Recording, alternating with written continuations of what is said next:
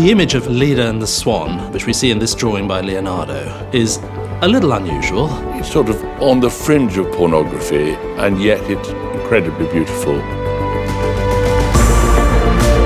The world's greatest collectors are not only defined by great wealth. Sotheby's takes you inside Chatsworth House, the ancestral home of the Duke and Duchess of Devonshire. Discover the passion that has driven 16 generations of the Cavendish family to create one of the world's most extraordinary art collections.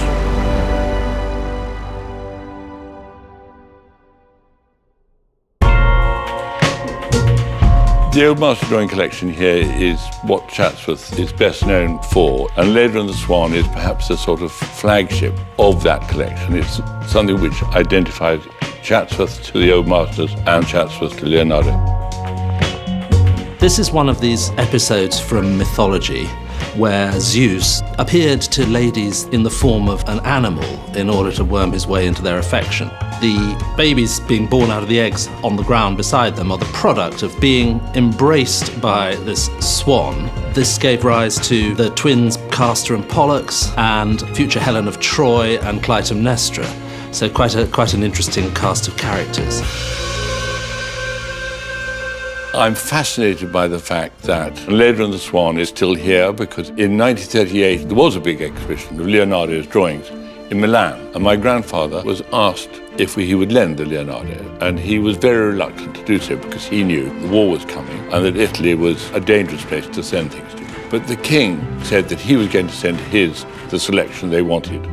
So my grandfather sent his drawing to Milan, and then the war did start, and the drawings were still in Milan, and the war went on. In 1946, 1947, they came back again. And there is a little bit of damage in the middle of our Leonardo, a little white spot, but it's sort of in a way a badge of honor for lending the thing. It was the first 3 Dukes of Devonshire who formed this great collection of Old Master drawings. The second Duke was perhaps the most important one because he collected the Old Master drawings, which are over 3,000 still in the collection. And he had a very good eye, he had very good agents, he was competitive, and so that was a good intellectual base for the collection. In 1724, the second Duke of Devonshire pulled off quite a coup. He acquired the collection of Nicholas Flink ahead of the greatest drawings collector of the day, Pierre Crozat.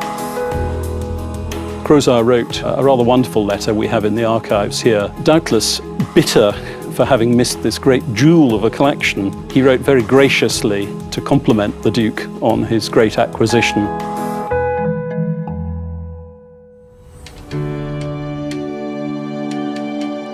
If you want to get to the real heart of the creative process, you have to go first and foremost to an artist's drawings.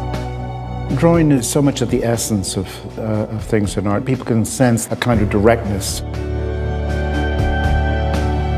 Every artist looks back at what went before, whether to do something different or to learn and benefit from what earlier artists did. Contemporary artists, when they come here, always want to see the Old Master drawings, and they are thrilled beyond words to see that.